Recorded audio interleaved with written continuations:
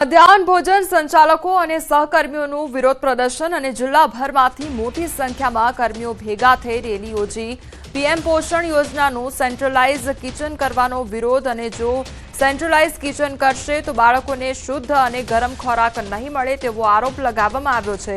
જિલ્લા કલેક્ટરને આવેદનપત્ર આપી રજૂઆત કરવામાં આવી છે।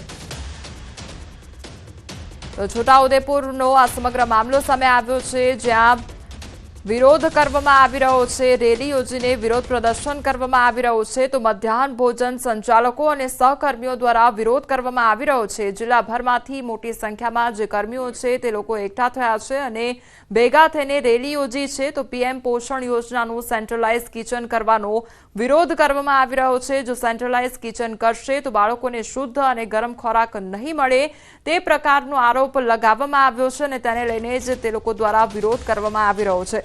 જિલ્લા કલેક્ટરને આવેદનપત્ર આપીને રજૂઆત પણ કરવામાં આવી છે।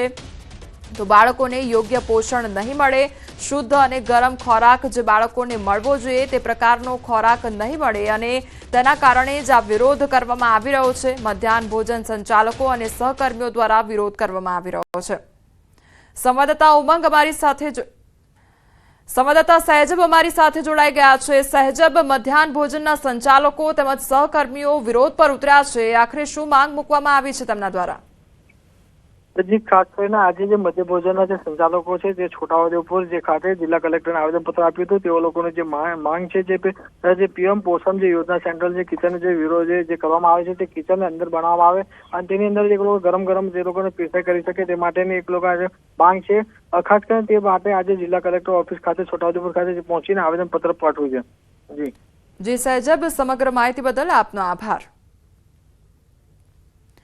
તો સતત તેમના દ્વારા વિરોધ કરવામાં આવી રહ્યો છે। બાળકોને યોગ્ય પોષણ નહીં મળે તેના લીધે તે લોકો દ્વારા વિરોધ કરવામાં આવી રહ્યો છે।